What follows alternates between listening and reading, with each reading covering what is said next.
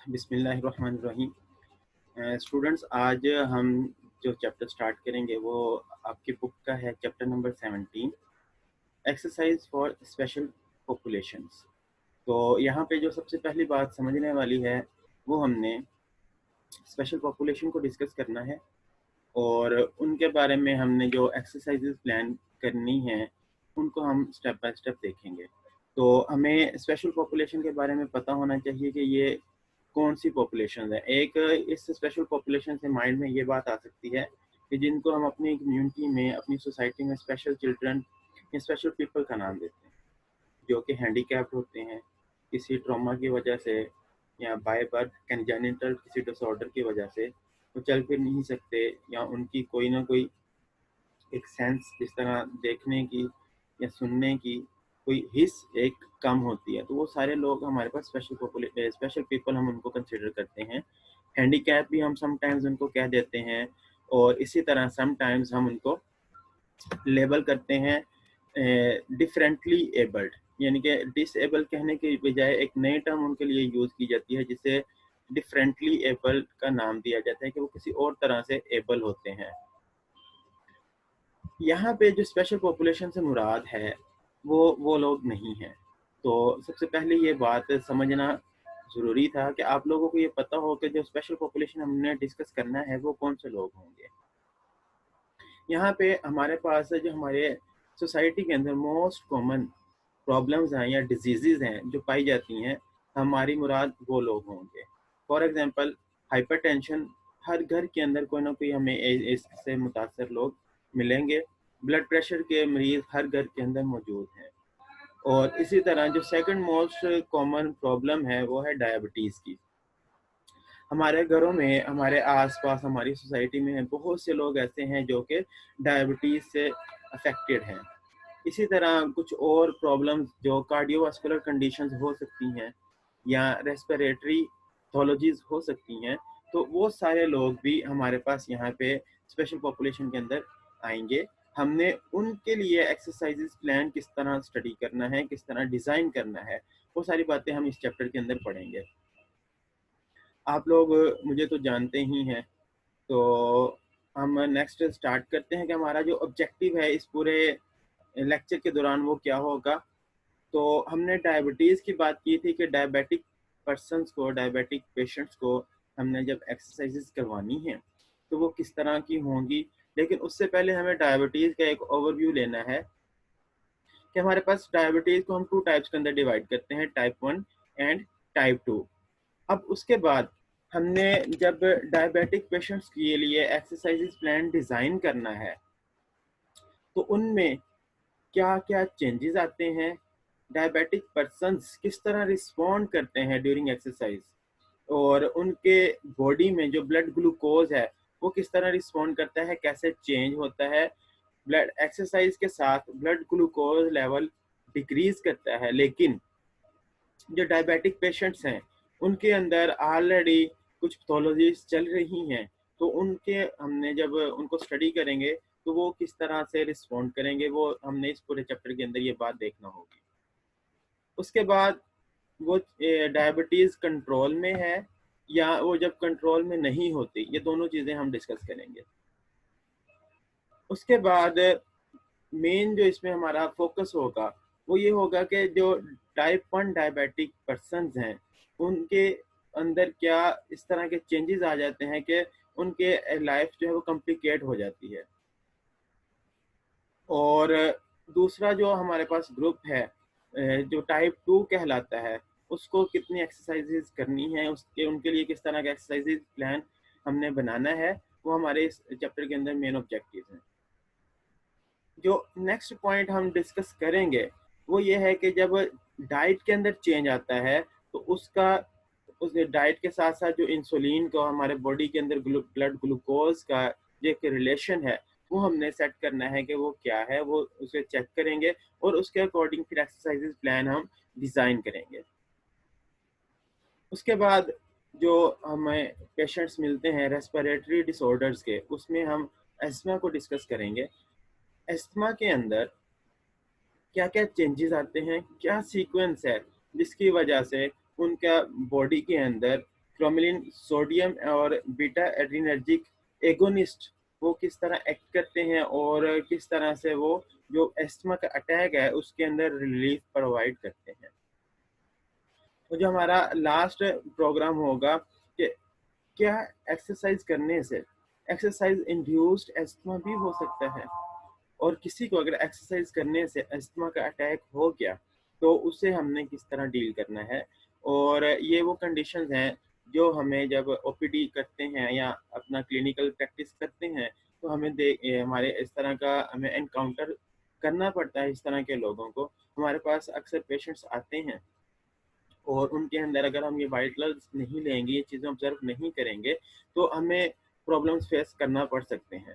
तो उन प्रॉब्लम से बचने के लिए हमारी कोशिश यही होती है कि हम अपने आप को मेंटली प्रिपेयर करें और ये बेसिक्स जो वाइटल्स हैं उन्हें चेक कर लें, और हमें बेसिक उसकी फिजियोलॉजी पता हो, क्या क्या चेंजेस आएंगे, तो हम उसके बाद जो एक्सरसाइज प्लान डिज़ाइन करेंगे वो पेशेंट के लिए ज़्यादा हेल्पफुल होगा, ज़्यादा फ्रूटफुल होगा। इसके अलावा एक मोस्ट कॉमन प्रॉब्लम है जिसे सीओपीडी का नाम दिया जाता है, क्रोनिक ऑब्स्ट्रक्टिव पल्मोनरी डिजीज। तो ये वो सारी कंडीशंस हैं जो आप लोगों ने नॉर्मल फिजियोलॉजी के अंदर भी पढ़ी हैं। इसके अलावा नेक्स्ट सेमेस्टर के अंदर आप पैथोलॉजी में भी इनको काफ़ी डिटेल में डिस्कस करेंगे।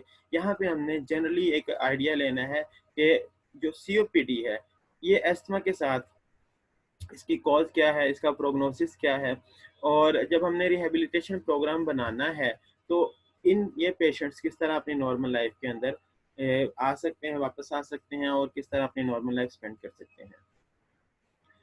तो ये सारी चीज़ें जो हमने इन पॉइंट्स के अंदर डिस्कस की हैं, चलिए लास्ट पॉइंट पे डिस्कस कर लेते हैं कि अगर कोई कार्डियक रिहेबिलिटेशन का पेशेंट है हमारे पास, जैसे कोई कार्डियक इशू है और उसके लिए हमने कोई एक्सरसाइज प्लान डिज़ाइन करना है, कार्डियक अरेस्ट हुआ है, एमआई हुआ, या पेशेंट्स आईसीयू में हैं, सीसीयू में हैं, उसके बाद वो डिस्चार्ज होके अपने घर को चले गए या उन्हें रूम में शिफ्ट कर दिया इंडोर में, उनके लिए हम ये सारी एक्सरसाइजेज किस तरह डिज़ाइन करेंगे। तो आपको मैंने लास्ट लेक्चर में भी बताया था, ये जो हम बातें पढ़ रहे हैं एक तो ये sports physiotherapy point of view से इम्पोर्टेंट हैं। इसके अलावा जो कार्डियोपल्मोनरी फिजिकल थेरेपिस्ट हैं उनके लिए भी ये बातें इम्पोर्टेंट होते हैं। तो अगर आप लोग ये आज अच्छे से डिस्कस समझ लेंगे तो कल को आप स्पेशलाइजेशन में जाते हैं तो वहाँ पे भी आपको ये सब्जेक्ट्स दोबारा पढ़ना पड़ेंगे। तो अगर आपके बेसिक्स क्लियर होंगी तो आप नेक्स्ट आसानी से अंडरस्टैंड कर सकते हैं। हमने डायबिटीज़ डिस्कस कर लिया, उसके कुछ पॉइंट्स यहाँ पे चैप्टर के अंदर देखने हैं। इसके अलावा हमने यहाँ पे एस्थमा को डिस्कस करना है, और इसमें जो नेक्स्ट हमारा पॉपुलेशन जो मोस्ट कॉमनली हम डील करते हैं कार्डियक पॉपुलेशन है, जिसे कुछ इश्यूज हो सकते हैं तो वो हम यहाँ पे डिस्कस करेंगे। इसके अलावा फिजियोलॉजिकल चेंजेस जो कि एल्डरली पॉपुलेशन के अंदर आते हैं जब हम उनकी एंड्योरेंस ट्रेनिंग करवाते हैं। तो लास्ट टाइम मैंने आपको कुछ एक्सरसाइजेज बताई थी जो कि स्ट्रेंथ ट्रेनिंग करवाती थी, तो स्ट्रेंथनिंग आपने डिस्कस कर ली, सब लोगों ने बहुत अच्छा उस पर काम किया।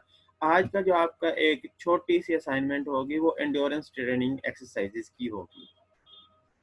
तो सीआर आप इनको एंड्योरेंस ट्रेनिंग का नोट कर लो कि endurance training exercises at home for diabetic patients and for hypertensive patients. हम इस चैप्टर के अंदर भी कुछ डिस्कस करेंगे कि एंड्योरेंस ट्रेनिंग कब करवाते हैं, कैसे करवाते हैं, और कुछ एक्सरसाइजेज प्लान वो आप लोगों ने इंडिविजुअली इसी तरह जैसे लास्ट टाइम मैसेज किया था इसी तरह मैसेज कर देना है। और लास्ट पे जो हमने स्पेशल पॉपुलेशन के अंदर कंसीडर करना होगा वो होगी ड्यूरिंग प्रेगनेंसी फीमेल्स को जो एक्सरसाइजेज करवाई जाती हैं वो किस तरह की होनी चाहिए। और बच्चों आप लोगों को मैं एक बात यहाँ पे क्लियर करता चलूँ, जब अगर प्रेगनेंसी के दौरान और प्रेगनेंसी से पहले फीमेल्स की कुछ एक्सरसाइजेज हैं जो कि करवाई जाएं तो सी सेक्शन से भी अवॉइड किया जा सकता है। बट ये डिपेंड करता है कि उससे अर्ली एक्सरसाइजेज प्लान डिज़ाइन किया जाए, प्रॉपर असेसमेंट हो, और असेसमेंट के बाद कंप्लीट ट्रेनिंग करवाई जाए। और उस ट्रेनिंग के बाद जो हमारी सोसाइटी के अंदर बहुत कॉमन हो गया है सी सेक्शन, हर प्रेगनेंसी वो एंड सी सेक्शन पे हो रही है, तो उसकी कॉम्प्लिकेशंस भी होती हैं, उसके अंदर और बहुत से प्रॉब्लम्स आते हैं, कॉस्ट भी ज़्यादा आती है। तो अगर ये हम एक्सरसाइज प्लान इस तरह का डिज़ाइन करते हैं और हम बाकायदा इसके अंदर बहुत मेहनत चाहिए, एजुकेट करना पड़ेगा लोगों को, बताना पड़ेगा, इसकी इम्पोर्टेंस समझानी पड़ेगी और जब लोगों को इसकी इम्पोर्टेंस समझ आ जाएगी, तब हम इस तरह की कॉम्प्लिकेशन से और इतने बड़े प्रॉब्लम से अपने आप को महफूज रख सकते हैं और कॉस्ट इफ़ेक्टिव भी हो जाएगा। तो यहाँ पे हम वो एक्सरसाइज़ेज़ नहीं पढ़ेंगे। एक बात ये बच्चों जो हमने पॉइंट्स डिस्कस किए हैं, यहाँ पे जनरल एक गाइडलाइन हमें मिलेगी। उस गाइडलाइंस के साथ हमें ये पता चल जाएगा कि हम किस तरह की एक्सरसाइज़ेज़ करवानी फिर चाहिए। उस्मान को ऐड कर लें, उसका नेट इशू चल रहा है। जी, मैं करता हूँ।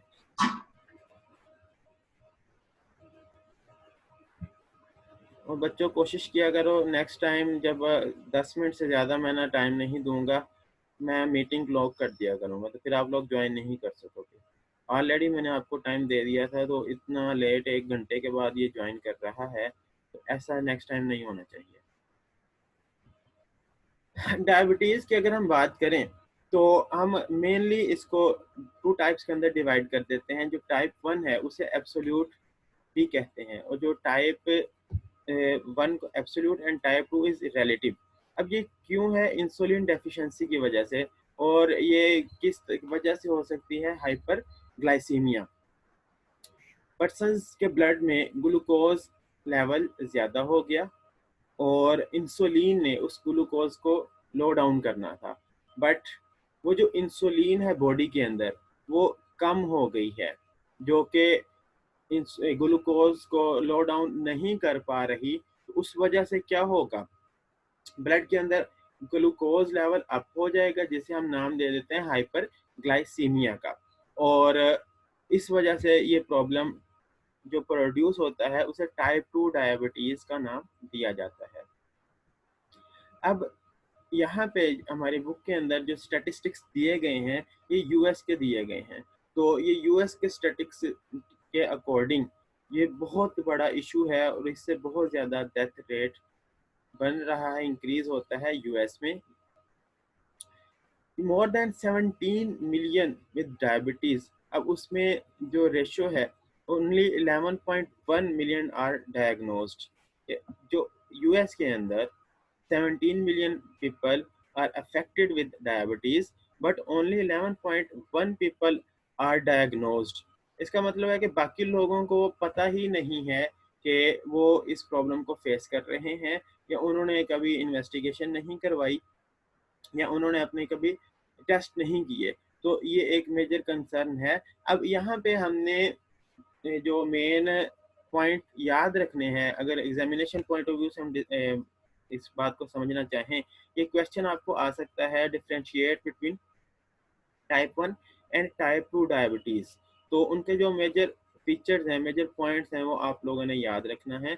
टाइप 1 के अंदर इंसुलिन डेफिशिएंसी हो जाती है और ये अर्ली लाइफ के अंदर डेवलप हो जाती है और 10% डायबिटिक पॉपुलेशन इससे अफेक्ट होती है। आप लोगों ने शायद देखा हो, कभी ऑब्जर्व किया हो, कुछ बच्चों को इंसुलिन लगानी पड़ती है, या कुछ छोटी उम्र के अंदर ही कुछ लोगों को डायबिटीज़ हो जाती है। तो दैट इज़ टाइप 1 डायबिटीज़, जो कि अर्ली एज के अंदर हो जाती है। इसके बाद टाइप 2 डायबिटीज़ है, रेजिस्टेंस टू इंसुलिन हो जाती है और ये लेटर स्टेज के अंदर जाके डेवलप होती है और 90% जो डायबिटिक पॉपुलेशन हैं वो इससे अफेक्ट कर रहे हैं या अफेक्ट होते हैं। यहाँ पे बच्चों एक बात जो समझना ज़रूरी है कि अगर फैमिली हिस्ट्री हो, ओबेसिटी हो और फिज़िकल एक्टिविटी ना हो, तो फिर भी डायबिटीज़ के होने के चांसेस बहुत ज़्यादा हैं। तो कोशिश करें, जिन लोगों की फैमिली हिस्ट्री बहुत स्ट्रॉन्ग है, वो अभी से अपने आप को फिट रखें, एक्सरसाइज करें, फिज़िकल एक्टिविटी को अपनी ज़िंदगी का लाज़मी हिस्सा बनाएँ। लॉकडाउन चल रहा है, कोई इशू नहीं है, आप घर के अंदर कुछ एक्सरसाइजेज कर सकते हैं। जितने लोगों ने आपने एक्सरसाइज जो कि रेजिस्टेंस एक्सरसाइज प्लान डिज़ाइन किया था, आप लोग कोशिश करें कि 5 मिनट्स 10 मिनट से स्टार्ट करके अपना एक फ़िटनेस प्लान खुद ही डिज़ाइन करें कि अगर आपने सिटअप्स करना है, तो वो सिटअप्स कितने होने चाहिए उसके बाद पुशअप्स करने हैं, गर्ल्स हैं तो उन्होंने किस तरह ये एक्सरसाइजेस करनी है। क्योंकि बच्चों एक चीज़, एक रियलिटी है जो कि आपने ज़रूर अपने माइंड में रखनी है कि अब पूरी ज़िंदगी अगर आप फिजियोथेरेपिस्ट बनने जा रहे हैं और फिजियोथेरेपिस्ट बन जाएंगे तो उसके बाद एक्सरसाइजेज से ही हमारा वास्ता रहना है। हमने अपने पेशेंट्स को विद एक्सरसाइज ही ट्रीट करना है। तो ये एक्सरसाइजेज हमें खुद भी करनी चाहिए और फिर जब हमें इन एक्सरसाइजेज के इफ़ेक्ट्स पता होंगे तो हम पेशेंट्स को ज़्यादा अच्छे से समझा सकते हैं, ज़्यादा अच्छे से करवा सकते हैं। ये एक डिफरेंस है। तो आपको जो क्वेश्चन आ सकता है वो डिफरेंशिएट करना होता है इन दोनों टाइप्स के अंदर। ये मैं बार बार कह रहा हूँ कि एग्जामिनेशन पॉइंट ऑफ व्यू से एक इम्पोर्टेंट क्वेश्चन बनता है, तो इसको आप लोगों ने माइंड में रखना है। ये टाइप 1 डायबिटीज़ है, ये इंसुलिन डिपेंडेंट है, टाइप 2 नॉन इंसुलिन डिपेंडेंट है। इनके second name MCQ point of view से भी इम्पोर्टेंट है। टाइप 1 को जुवेनाइल ऑनसेट कहा जाता है और adult onset is called type 2. Ratio type 1 is 10% and type 2 is 90%. जी बच्चों कुछ कहना आपने? Sir sorry.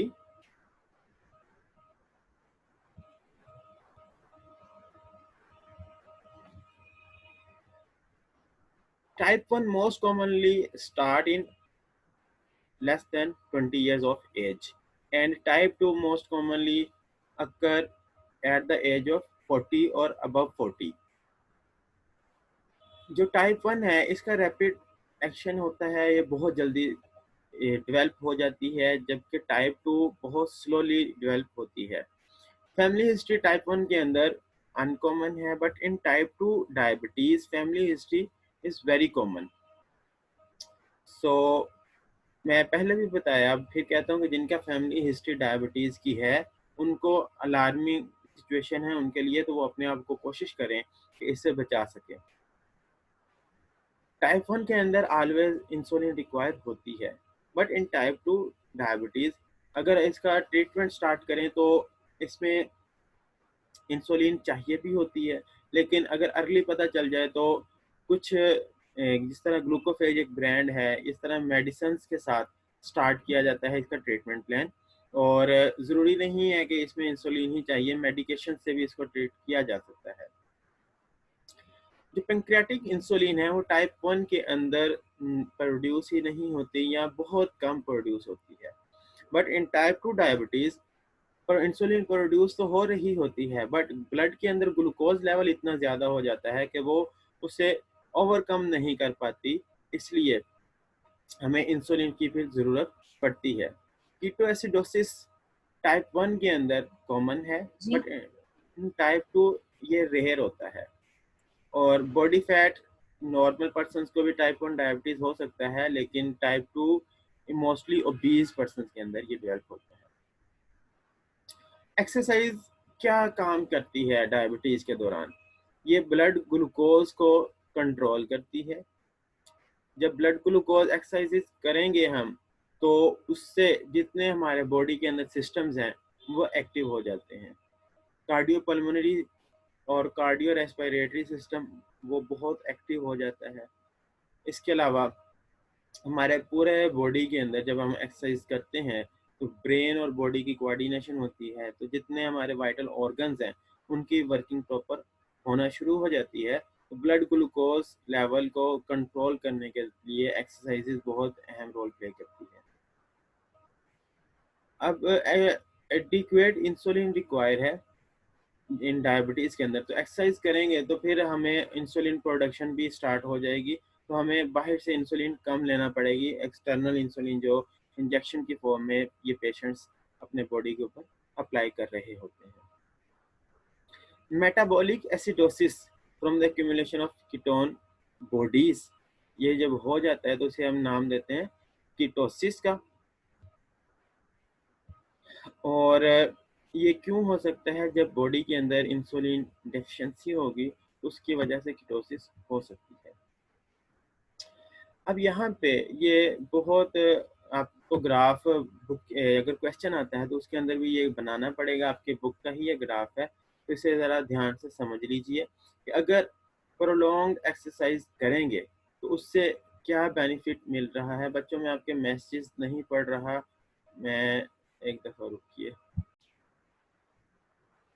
ओके स्टूडेंट्स, मैं आपको बताने लगा था कि हमारे बॉडी के अंदर जब कीटोन बॉडीज होंगे उसके ऊपर क्या इफ़ेक्ट आता है और ब्लड ग्लूकोज के ऊपर क्या इफ़ेक्ट आता है।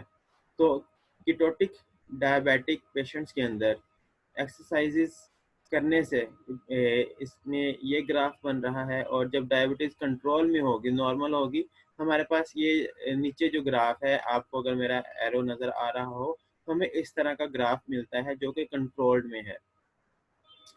ऑन द अदर हैंड अब यहाँ पे देखिए कि ये जितने मिनट्स हम एक्सरसाइज करेंगे उतना हमें हमारे पास इम्प्रूवमेंट मिल रही है, उतना अच्छा कंट्रोल डेवलप हो रहा है। तो यहाँ पे आपको एमसीक्यूज भी आ सकते हैं। वैसे भी एक जनरल पॉपुलेशन को अगर आपने बताना हो कि नॉर्मली कितने मिनट्स एक्सरसाइज करनी चाहिए, तो उसका आंसर क्या होगा कि बच्चों at least 20 to 30 minutes exercise 4 days a week लाजमी रिकमेंडेड है।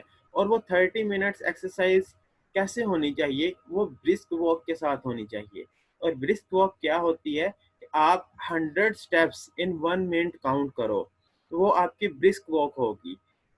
100 मिनट्स आपने ये आज लाजमी ट्राई करना है कि आप सब 1 मिनट अपना मोबाइल के ऊपर स्टॉप वॉच ऑन करें या रिस्ट वॉच है आपके पास, तो वहाँ पे 1 मिनट आपने नोट करना है, काउंट करना है और उसमें अपने स्टेप्स काउंट करने हैं। 100 स्टेप्स आप 1 मिनट में लेते हैं या नहीं लेते। तो वो 20 to 30 मिनट्स आप उसी ब्रिस्क वॉक के साथ वॉक भी कर लेंगे, तब भी आपकी वो नॉर्मल एक्सरसाइज हो जाएगी। तो ये आपको बहुत हेल्प करेगी अपने इन चीज़ों से बचने में। तो आपकी डायबिटीज़ अगर आपके पास आसपास कुछ लोग हैं जिनको ये प्रॉब्लम है, तो वो भी इससे हेल्दी रह सकते हैं, फिट रह सकते हैं। तो ये एक्सरसाइज जनरल प्रिस्क्रिप्शन है जो कि आप अपने आसपास जिन लोगों को ये प्रॉब्लम हो उनको गाइड कर सकते हैं। All right. इसी तरह ब्लड ग्लूकोज के ऊपर क्या इफेक्ट आता है कि नॉर्मल पर्सन अगर जो एक्सरसाइज करते रहते हैं तो उनमें ये ग्राफ इंक्रीज नहीं होगा। और जो डायबिटिक्स हैं अगर वो भी रूटीन के अंदर एक्सरसाइज करेंगे तो ये बच्चे ब्रिस्क वॉक वाली एक्सरसाइज किसी भी के लिए भी है, जो डायबिटिक पेशेंट्स हैं, जो कार्डियो पेशेंट्स हैं, हाइपरटेंसिव पेशेंट्स हैं, हम ये जो अपने आप को हेल्दी रखना चाहते हैं उनके लिए भी, और जो लोग पेशेंट्स हैं जो कि स्पेशल पॉपुलेशन के अंदर जिसे हमने स्टार्ट पे डिस्कस किया उनके अंदर आते हैं, हम उन सबको ये बता सकते हैं। यहाँ पे एक बात और ज़रूरी है कि हमने लास्ट टाइम भी एक प्लान डिस्कस किया था। उस प्लान के अंदर स्टार्ट हम जो कर रहे थे वो नॉर्मल वॉक से कर रहे थे, और उसके बाद उसके अंदर प्रोग्रेशन था, जॉगिंग की तरफ लेके जाना है। तो कितने स्टेप्स के बाद जॉगिंग स्टार्ट करवाएंगे, कितने मिनट्स के लिए जॉगिंग करवाएंगे, तो वो 10 पॉइंट्स के अंदर हमें एक पूरा स्केड्यूल दिया गया, एक पूरा प्लान बना के दिया गया। तो जब भी इस पॉपुलेशन को हमने ट्रेन करना होगा तो हमने उस प्रोटोकॉल को फॉलो ज़रूर करना है। और जब अगर डायबिटिक्स को हम ये एडवाइस कर रहे हैं तो एक बात, हमने प्रॉपर असेसमेंट करना बहुत ज़रूरी है। तो असेसमेंट कैसे करोगे कि अगर किसी को नी जॉइंट का प्रॉब्लम है और आप उसे कहते हैं जी ब्रिस्क वॉक करें, तो पहले दिन ही वो उसने इस फार्मूला को स्टार्ट पे अप्लाई करना शुरू कर दिया, तो एक तो फटीग ज़्यादा हो जाएगी, दूसरा नी जॉइंट अगर वो 20 है तो उसमें भी प्रॉब्लम आ सकती है। तो और वार्म अप के बगैर अगर उन्होंने स्टार्ट कर दी, तो ये सारी कुछ प्रिकॉशंस हैं जिसके लिए आपको एक दफ़ा फिजियोथेरेपिस्ट से सेशन लेना या जनरल गाइडलाइंस लेना ज़रूरी है। तो उसके बाद ये प्लान हम पेशेंट्स को स्टार्ट करवा सकते हैं। तो ये आप लोगों ने माइंड में रखना है। इसके बाद हमारे पास एक्सरसाइजेस कितनी होनी चाहिए और उसके लिए क्या हमारे पास पैरामीटर्स हैं। तो यहाँ पे कुछ वैल्यूज़ दी गई हैं, उन वैल्यूज़ को आपने माइंड में रखना है कि pre exercise blood glucose level कितना होना चाहिए। 80 250 मिलीग्राम पर डेसीलीटर, यानी कि अगर 80 से किसी का ब्लड ग्लूकोज लेवल कम है तो वो उससे भी एक्सरसाइज हम नहीं करवाएंगे, क्योंकि उसका ऑलरेडी ग्लूकोज कम है। बच्चों, मैं आपके क्वेश्चंस देख रहा हूँ, मैं इनके आंसर्स करता हूँ। ये थोड़ा सा डायबिटीज़ वाला पोर्शन इसे कंप्लीट कर लें, फिर मैं आपके आंसर्स करता हूँ। और अगर 250 मिलीग्राम पर डेसीलीटर से किसी का ब्लड ग्लूकोज लेवल ज़्यादा है तो उसके लिए भी हमें जो मेडिकल असिस्टेंस है वो चाहिए। बाज़ दफ़ा इसके एडवर्स इफ़ेक्ट्स आ सकते हैं, तो हमें इस कंडीशंस के अंदर पेशेंट्स की डायबिटीज़ कंट्रोल करने के लिए रेफ़र करना पड़ता है। बच्चों, यहाँ पे एक बात याद रखिएगा कि ऑल इन ऑल कभी भी नहीं बनना। अच्छा फिजियोथेरेपिस्ट वही होगा जो रेफ़र करना जानता है, जिसे पता है कि ये प्रॉब्लम किस से रिलेटेड है, किससे रिलेटेड उससे मुराद है कि किस मेडिकल स्पेशलिटी के पास इस पेशेंट को हमने रेफर करना है। तो जहाँ पे मेडिकल असिस्टेंस चाहिए, वहाँ पे बगैर किसी हेजिटेशन के आप अपने पेशेंट को रेफर कर दें। जो चीज़ हमारी डोमेन में नहीं आती, अगर हम उसे कंट्रोल करना शुरू कर देंगे तो फिर हम फिजियोथेरेपिस्ट नहीं बन पाएंगे, वो मैल प्रैक्टिस होगी। आप अपनी फील्ड के अंदर इतने एक्सपर्ट हों कि उसमें आपसे बेहतर आपकी फील्ड में कोई अवेलेबल ना हो, लेकिन जो हमारी डोमेन नहीं है वहाँ पे रेफर करना बहुत ज़रूरी है। तो ये एक जनरल वैल्यूज़ हमें दी गई हैं जो कि हमने माइंड में रखना है। अब उसके बाद कि टाइमिंग्स का एक इम्पोर्टेंट फैक्टर है। इंसुलिन के साथ उसमें क्या चेंज आता है या नहीं आता। Should not exercise at the time off peak insulin action. Insulin जब पीक पे एक्शन कर रही हो उस वक्त हमने एक्सरसाइज नहीं करनी। अब ग्लूकोज को मॉनिटर करना ज़रूरी है किस तरह के पेशेंट्स में, टाइप 1 डायबिटीज़ में। अब टाइप 1 के अंदर हमें ये बात पहले पता है कि वो अर्ली एज के अंदर होता है, किसी और फैमिली हिस्ट्री ना होने की वजह से भी ये प्रॉब्लम हो सकते हैं। तो हमने एक पेशेंट डायग्नोज्ड है और ये कंप्लीट डायग्नोसिस के बाद हमने एक्सरसाइज प्लान डिज़ाइन करना है। तो हमें सबसे ये फिर जब हम एक्सरसाइज करवाएंगे तो ड्यूरिंग एक्सरसाइज और आफ्टर एक्सरसाइज हमने ये बात माइंड में रखना है कि उसके लिए हम ग्लूकोज मॉनिटर ज़रूर करें। और कार्बोहाइड्रेट इनटेक ड्यूरिंग रिकवरी वो भी बहुत ज़रूरी है। यहाँ पे ये एक ग्राफ है, इसके अंदर सारी हमें एक समरी दे दी गई कि effect of plasma insulin level in type 1 diabetes. Type 1 diabetes में अगर हम ऑब्जर्व करें क्या क्या चेंजेस आते हैं, क्या चीज़ कौन सी चीज़ इंक्रीज हो रही है और कौन सी हमारे बॉडी के अंदर चीज़ डिक्रीज हो रही है, तो ये एक क्लियर कट हमारे पास पूरी समरी है कि लिवर ग्लूकोज वो रिलीज होता है, वो नॉर्मल कंडीशंस के अंदर इंक्रीज हो रहा है, और ग्लूकोज अपटेक बाय मसल्स वो भी इंक्रीज हो रहा होता है ड्यूरिंग एक्सरसाइज। और ब्लड ग्लूकोज कंसंट्रेशन वो क्या होती है, नॉर्मल रहती है। जब हम एक्सरसाइज करते हैं तो प्लाज्मा के अंदर इंसुलिन कंसंट्रेशन क्या हो जाती है, डिक्रीज हो जाती है। और during exercise in type 1 diabetic patients liver glucose release increase हो जाता है। और इसी तरह टाइप 1 डायबिटिक पेशेंट्स में ग्लूकोज अपटेक बाय मसल्स भी इंक्रीज होता है। ब्लड ग्लूकोज कंसंट्रेशन भी टाइप 1 डायबिटीज में इंक्रीज हो जाती है ड्यू टू एक्सरसाइज। और प्लाज्मा इंसुलिन कंसंट्रेशन इंक्रीज होती है, लिवर ग्लूकोज भी इंक्रीज होता है, ग्लूकोज अपटेक बाय मसल्स भी इंक्रीज हो जाता है, और ब्लड ग्लूकोज कंसंट्रेशन डिक्रीज होती है ड्यू टू एक्सरसाइज।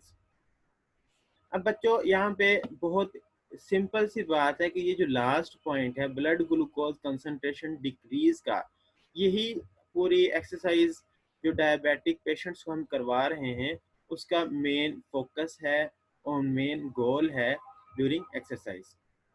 हमारे बॉडी में लीवर से ग्लूकोज प्रोडक्शन स्टार्ट हो गई, हमारे बॉडी में मसल्स ने ग्लूकोज अपटेक स्टार्ट कर दिया। तो इन दोनों कामों की वजह से जो ब्लड के अंदर ग्लूकोज है वो डिक्रीज हो जाएगा। तो जब वो डिक्रीज होगा तो उस वजह से हमें उसमें पॉजिटिव रिस्पॉन्स मिलेगा जो कि हमें रिक्वायर्ड था, तो यहाँ पे हम ये चीज़ ऑब्टेन कर लेंगे।